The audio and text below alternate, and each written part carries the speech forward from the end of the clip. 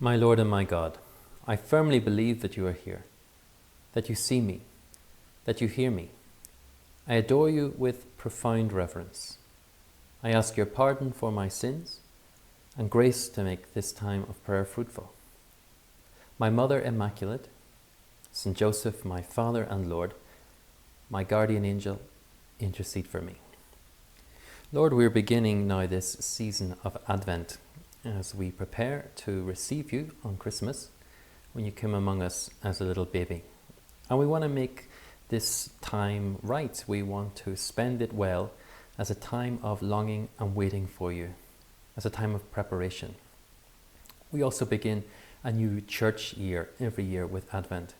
And we find ourselves in Monday of that first week. Now, Monday is a hard enough day. A very popular song from the Boomtown Rats, Tell Me Why I Don't Like Mondays. Plenty of people who don't like Mondays. Monday is a hard day when we have to get up after our resting weekend and head back to work. But that's good for us. And it's good for us as we head into this Advent season to have that same determination to see Jesus, that same determination to journey towards Bethlehem. I currently find myself in Jerusalem, a city which, despite the fact that it has a long and very noble Christian tradition, isn't particularly Christian in its outward appearance. It's much more Jewish in certain areas and much more Islamic in others. So the building round the corner from me had put up quite a large Christmas tree a few weeks ago, and they spent time decorating the whole outside of the building in preparation for Christmas. And there was a big sign outside saying, switching on of the Christmas lights. And I thought, well, it's a little early, but given the fact that there's not much else in this city to kind of get us into that Christmassy feeling, yeah, that might be a nice thing to go to.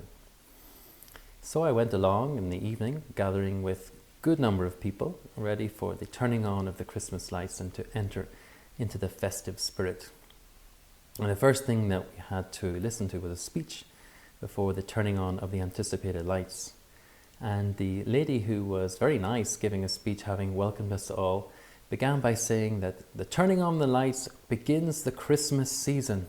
And I thought, no, you've forgotten about Advent. This isn't the Christmas season, it's a time to prepare for the Christmas season.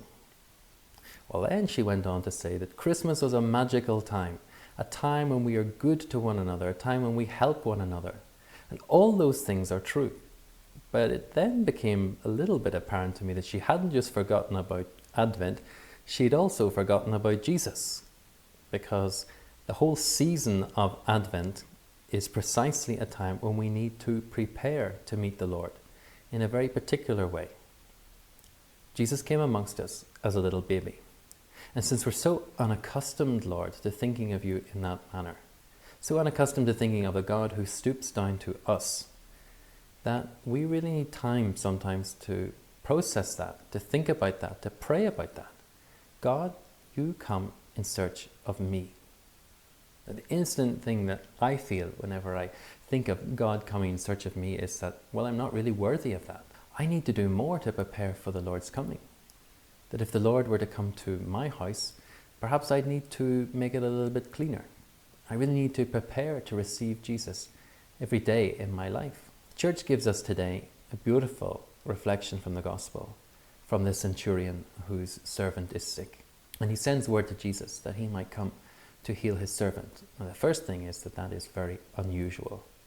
First of all, that a centurion had a slave that he cared about so much that he wanted to have him healed, that he wanted to protect him. It shows that this was a man who was very good, a man that was very noble, that must have had very good human virtues. And then obviously had a deep love and concern for those who served him. Whenever Jesus comes to heal, he says, no, Lord, it is not necessary that you come to my house to heal. We have that beautiful prayer that he says, Lord, I am not worthy that you should enter under my roof. And we're probably much more used to hearing this prayer at Mass. It's the last public prayer that we say just before we receive Holy Communion.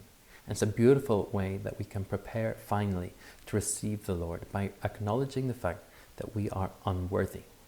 And this is the prayer which the Church puts into our heart at the start of Advent, as we begin our preparations with humility to acknowledge that it is not by our own merits that we shall be healed, but by the love of God, that God comes to heal us.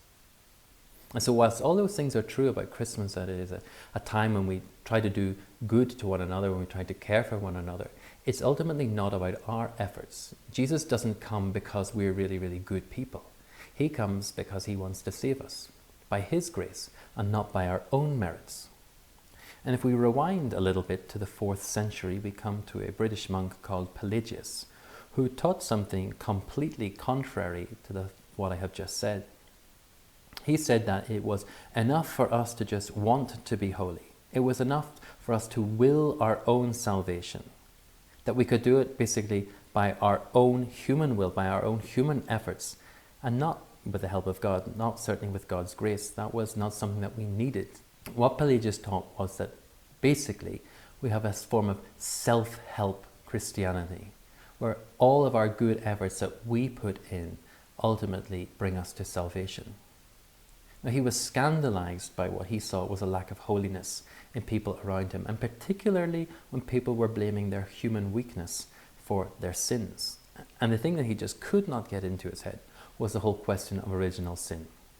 That our failures to be holy, our failures to live up to what God calls us to, what he said was it just wasn't good enough that we would say, oh, well, we're sinful people, and since sin is such a reality in our life, we end up sinning. We're not guilty because of the sin of Adam. It's up to us to perfect ourselves. If, in other words, if you really put your mind to it by your own efforts, you can be holy. Now, maybe that sounds quite attractive, some sort of self-help holiness. If we really put our minds to it, then we'll get there.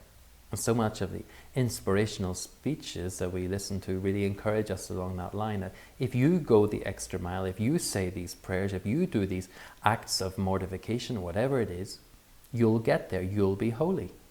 Well, that position was condemned in 418 at the Council of Carthage, and again in 431 at the Council of Ephesus. Now, why condemn this if it sounds kind of attractive to us? Because we can't just make ourselves holy. We cannot get there by our own efforts. Because, Lord, we are completely and totally dependent upon you. In the same way that the centurion could not heal his servant, nor could the servant heal himself, he relied upon the help of another. And ultimately, Lord, we have to rely upon your help, because we are not worthy. Now, what Pelagianism basically boils down to is an over-reliance upon ourselves and our own means and the human structures that we put in place, and not in God's grace. In other words, we kind of think that we'll be able to save ourselves just by being good or relying upon human means to bring us to heaven. This heresy of the 5th century didn't just end there. Of course, it's quite prevalent in our society today, even in different ways. And Pope Francis has been particularly vocal in warning us against this trap. He says is that there are new forms of Pelagianism spreading even today. According to this way of thinking, salvation depends on the strength of the individual or on purely human structures which are incapable of welcoming the newness of the Spirit of God.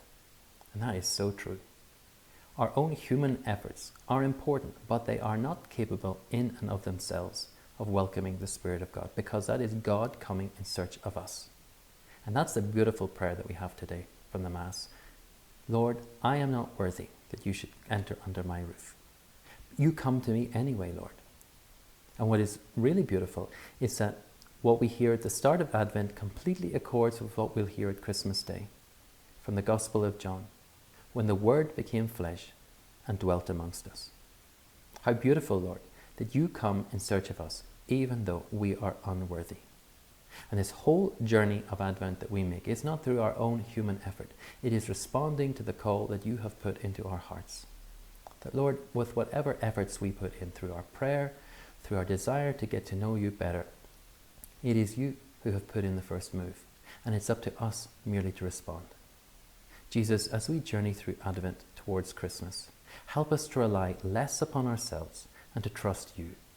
Help us to abandon the human structures that keep us from you, and give us the faith of the centurion, the faith of your Holy Mother, to say with all humility, Lord, I am not worthy to receive you under my roof, but only say the word, and my soul shall be healed.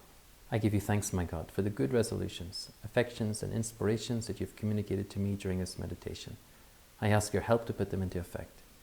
My Mother Immaculate, St. Joseph, my Father and Lord, my guardian angel, intercede for me.